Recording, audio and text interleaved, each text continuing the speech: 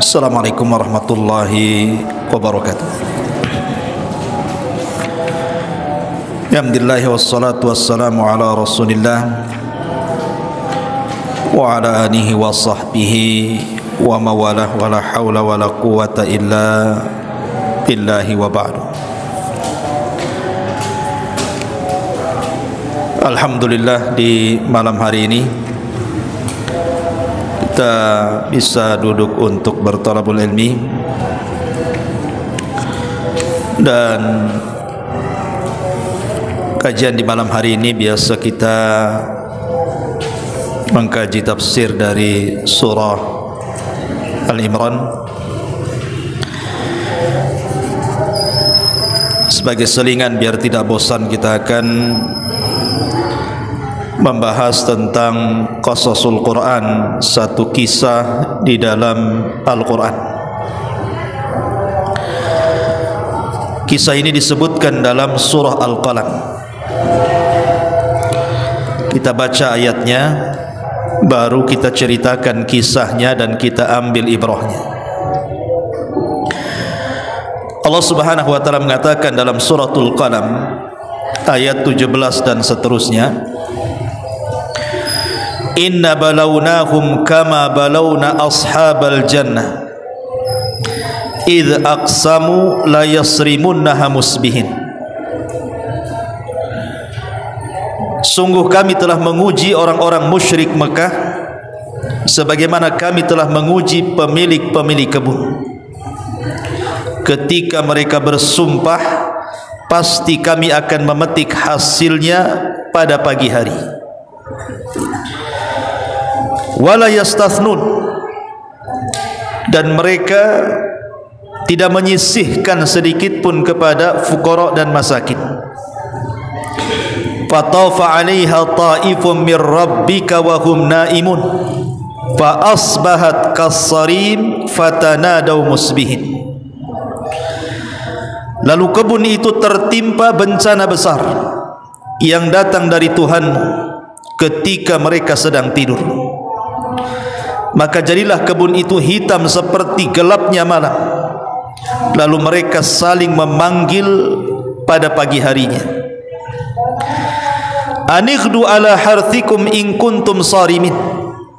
Fantalaqu wa hum yatakhafatun alla yadkhulannaha al-yawma 'alaikum miskin wa ghadaw ala hardin qadirin. Agar pergilah pagi-pagi ke kebun kalian jika kalian hendak memetik hasilnya.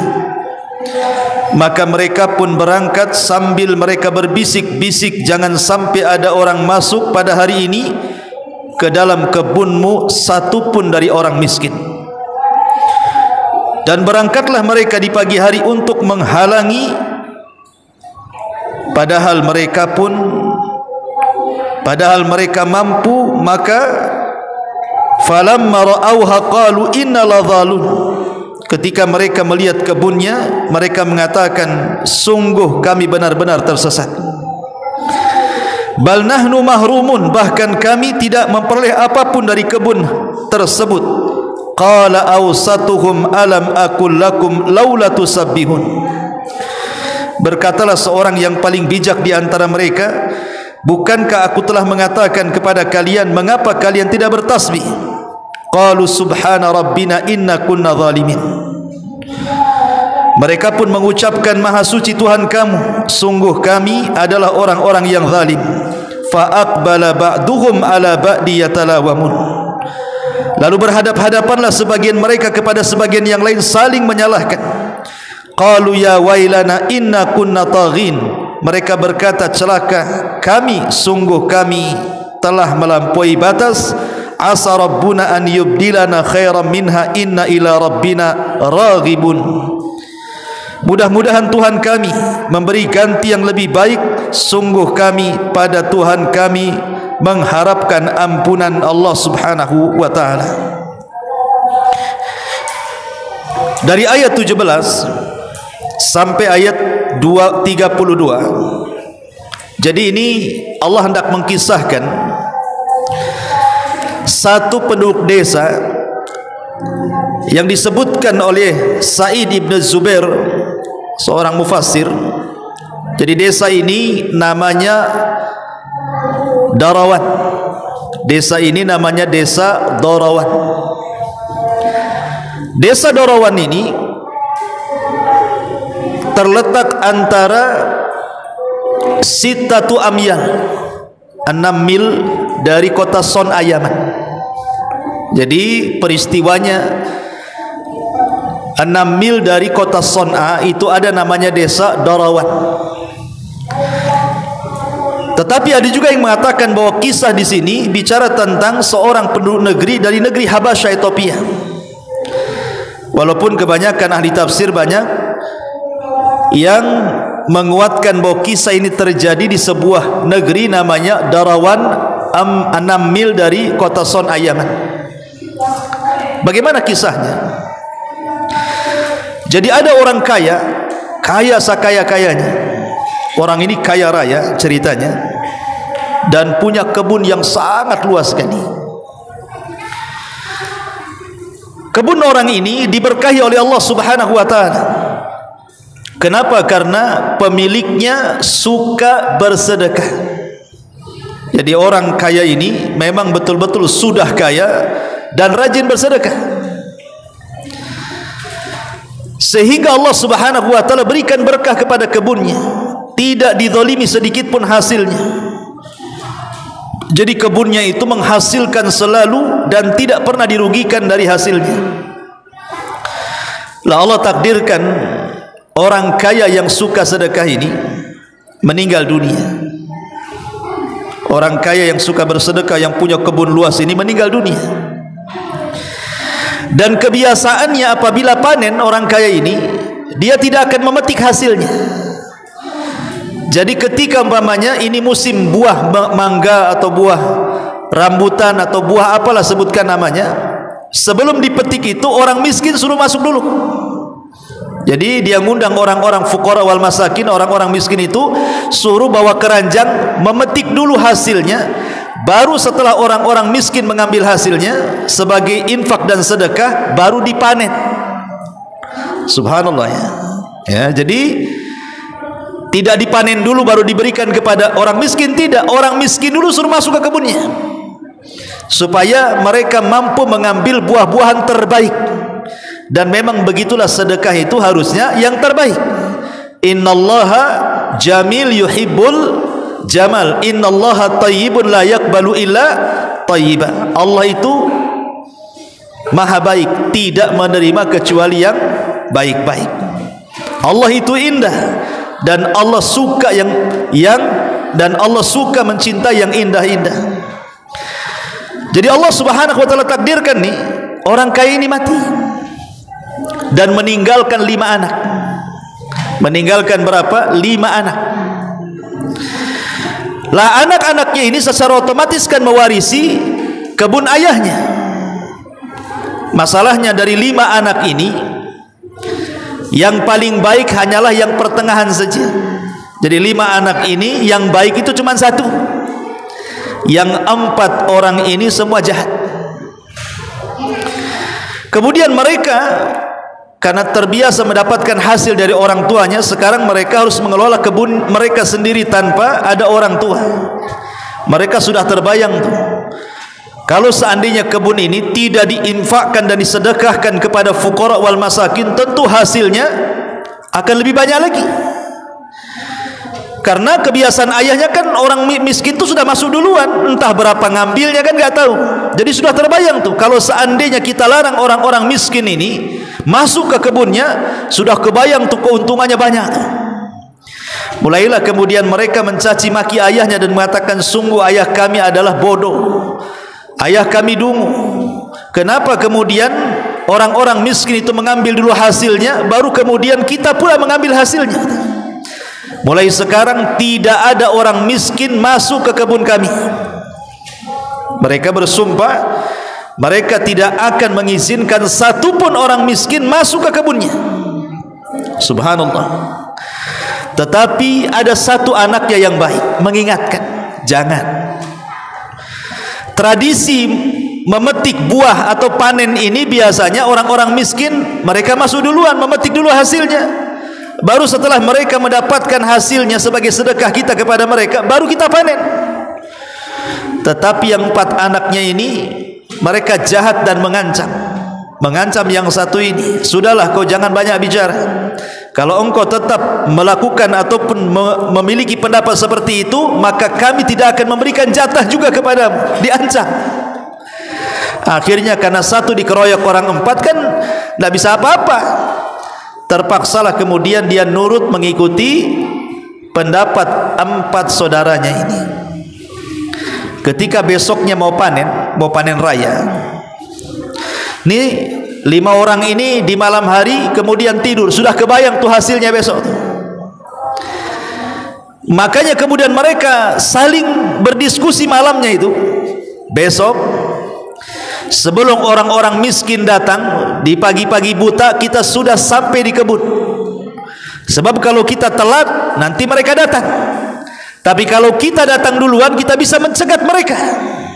Jadi mereka ingin datang buta-buta pagi-pagi itu supaya tidak ada orang miskin yang masuk ke kebunnya, menghalang-halangi orang miskin. Tidurlah mereka, subhanallah, karena niat mereka sudah tidak bagus. Di malam itu sudah niat tidak akan diinfakkan sedikit pun hasilnya, bahkan mereka tidak mengizinkan satu pun orang miskin masuk. Apa yang terjadi? Allah subhanahu wa ta'ala mengadab kebun orang ini. Jadi ketika mereka sedang tidur, tiba-tiba malam itu Allah subhanahu wa ta'ala kirimkan halilintar. Kemudian halilintar ini mengandung api dan membakar seluruh kebunnya. Makanya Allah membahasakan fa asbahat kassarin. Kebunnya seperti malam yang gelap gulita, saking gosongnya terbakar. Padahal mereka tidak tahu sedang tidur tuh. Ketika mereka terbangun, mereka pun bergegas mengambil apa yang harus mereka bawa dari peralatan-peralatan panen. Berangkatlah mereka pagi-pagi buta supaya tidak ada orang miskin masuk ke kebunnya, padahal kebunnya sudah dibinasakan Allah Azza wa Jalla. Akhirnya kemudian ketika mereka sampai di kebun, mereka mengatakan innaladhalun. Jangan-jangan kami tersesat, ini bukan kebun kami ini katanya. Kebun kami ini siap panen, kok jadi gosong gini kebunnya gitu ya, tuh bakar sana sini gitu. Akhirnya mereka pun berputar-putar kembali, jangan jadi bukan kebunnya, kita salah jalan kita. Rupanya mutar ke situ lagi, memang itu kebunnya. Barulah kemudian mereka sadar dan saling menyalahkan di antara satu dengan yang lainnya, dan mengatakan gara-gara kamu punya ide orang miskin gak masuk Allah azab jadinya. Yang satu kamu, saling menyalahkan satu dengan yang lainnya. Barulah mereka sadar dan mereka mengatakan subhana rabbina inna kunna zalimin. Maha suci engkau ya Rabb, kami memang termasuk orang-orang zalim. Inilah cuplikan kisah yang disebutkan dalam surah Al-Qalam ini, yang disebut dengan kisah Ashabul Jannah. Sebenarnya kisah ini Nabi SAW hendak mengingatkan tentang kenikmatan yang Allah berikan kepada orang-orang Quraisy. Jadi setelah peristiwa Ashabul Fil, alam tara kaifa fa'ala rabbuka bi ashabil fil, itu kan pasukan gajah Abraha kan diserang oleh siapa? Burung ababil. Kemudian dibinasakan. Setelah peristiwa Ashabul Fil ini kan menyebar tuh kisahnya sampai ke Syam, bahwa ada pasukan kuat dari Habasyah dipimpin oleh Abraha dihancurkan dengan burung, bukan dengan orang. Dari situ mereka mengkeramatkan penduduk Mekah. Pokoknya orang Mekah itu kalau safar ke sana kemari tidak berani diganggu, takut nanti ada burung ababil. Jadi takut mereka ya. Jadi orang Mekah itu mau kemana saja, mau ke Yaman, mau ke Syam, bilang saja penduduk Mekah, nggak akan diganggu orang. Akhirnya mereka punya keamanan dalam perjalanan perniagaan mereka. Dari situlah perniagaan mereka semakin pesat, dan Allah subhanahu wa ta'ala berikan rizki yang luas, sehingga Allah mengatakan at'amahum min ju'i wa amanahum min khauf. Mereka diberikan rizki yang banyak dan mereka diberikan keamanan. Lah di saat mereka sedang puncak-puncaknya kenikmatan, disitulah Allah subhanahu wa ta'ala utus seorang nabi. Nabi kita Muhammad sallallahu alaihi wasallam untuk mengajak mereka mentauhidkan Allah dalam rangka bersyukur akan nikmat yang Allah anugerahkan kepada mereka. Tetapi mereka menolak dakwah Nabi. Maka Nabi sallallahu alaihi wasallam mengingatkan kepada mereka, ingat, Allah sudah berikan nikmat kepada kalian berupa keamanan. Allah sudah berikan nikmat kepada kalian berupa ekonomi. Bahkan Allah utus saya sebagai nabi kalian, tapi kalian tidak bersyukur. Maka Allah subhanahu wa ta'ala turunkan ayat ini, inna balawnahum kama balawna ashabal jannah. Sungguh kami akan menguji mereka penduduk Mekah itu sebagaimana kami telah menguji sebelumnya ashabul jannah, pemilik kebun yang dibinasakan. Jadi sebab turunnya ayat ini, Nabi SAW mengingatkan kenikmatan orang-orang Quraisy yang kufur kepada dirinya dan tidak syukur kepada nikmat Allah. Ingat, kalian tidak akan tetap di atas nikmat itu ketika kalian kufur kepada Allah dan Rasulnya. Karena dulu ada satu desa namanya Darawan, 6 mil dari Son'a.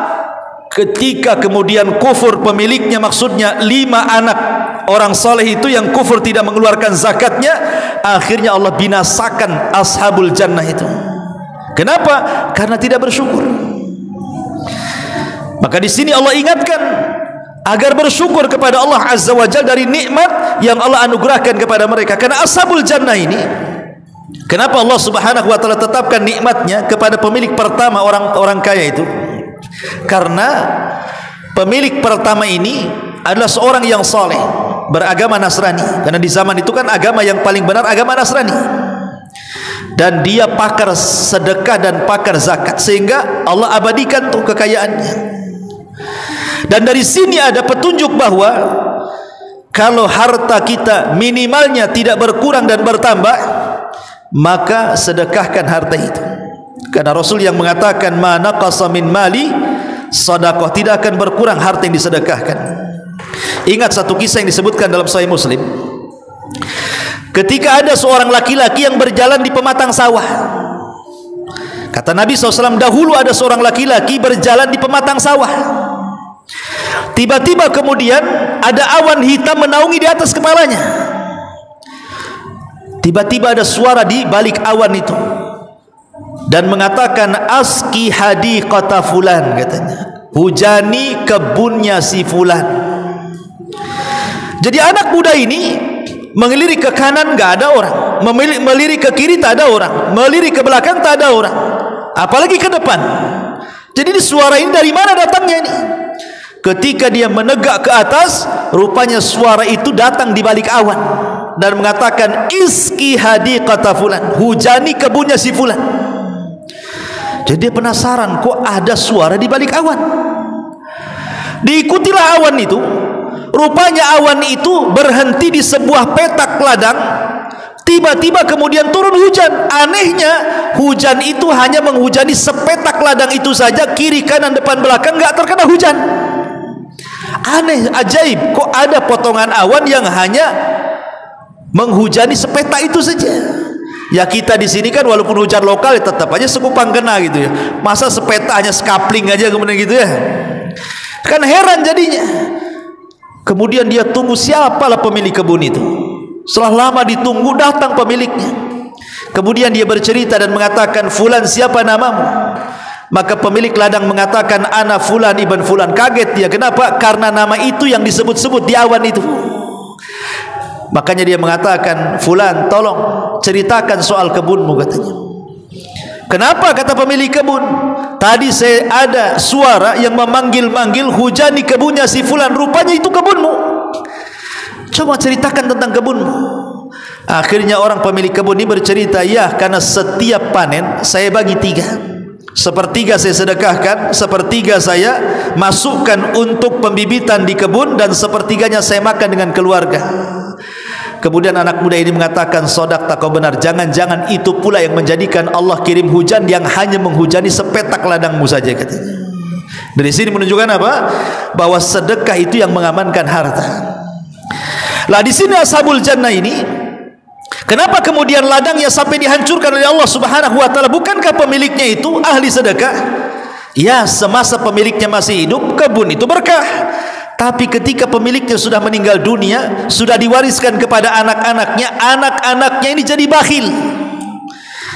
Menunjukkan bahwa kebakhilan itu menjadikan musnahnya sebuah harta.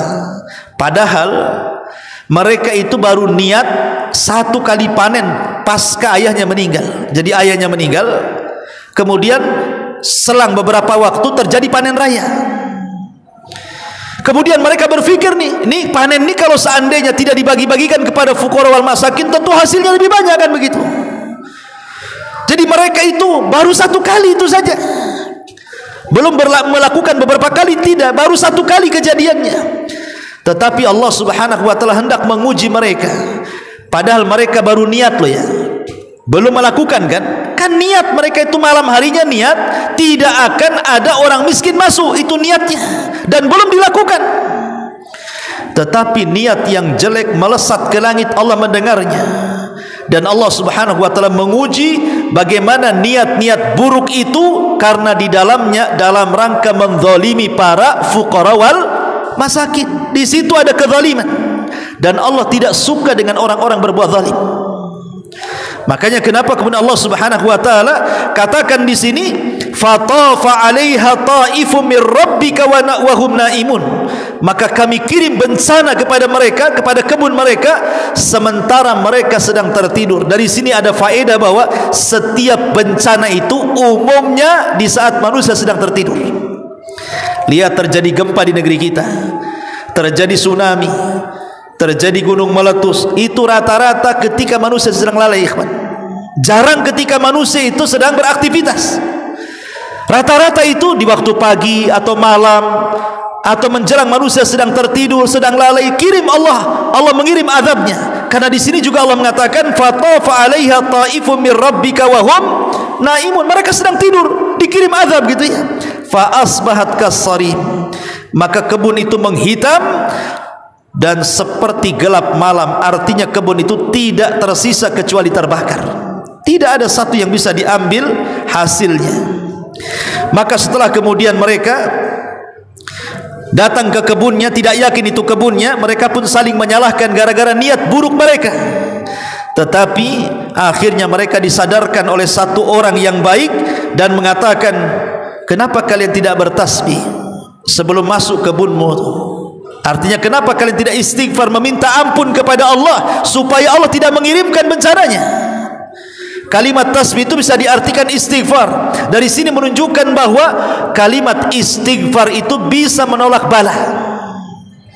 Karena adiknya mengatakan, kenapa kalian tidak istighfar, meminta ampun? Kalau kalian meminta ampun tentu tidak akan terjadi seperti ini, maksudnya. Dari sini ada faedah bahwa istighfar itu bisa menolak bala. Tetapi kadang nasi sudah menjadi bubur, azab pun sudah ditimpakan kepada mereka, mereka hanya bisa menyesal dan mengatakan, qalu ya wailana inna kunna taghin asa rabbuna an yubdilana khairan minha inna ila rabbina raghibun. Mereka mengatakan, duhai celaka kami termasuk orang-orang yang melampaui batas. Mudah-mudahan Rabb kami bisa menggantikan kembali dengan kebun yang jauh lebih baik lagi, dan kami betul-betul mengharap ampunanmu ya Rabb. Di ujung kisah mereka bertobat dan mereka sudah tidak melihat lagi kebun yang ada di dunia, mereka hanya mengharap kebun yang ada di sorga saja. Ya, ini diantara kisah yang disebutkan dalam surah Al-Qalam. Kisah ini disebut dengan kisah Ashabul Jannah. Subhanaka bihamdika asyhadu an la ilaha illa anta astaghfiruka wa atubu ilaik. Allah ta'ala. Assalamualaikum warahmatullahi wabarakatuh.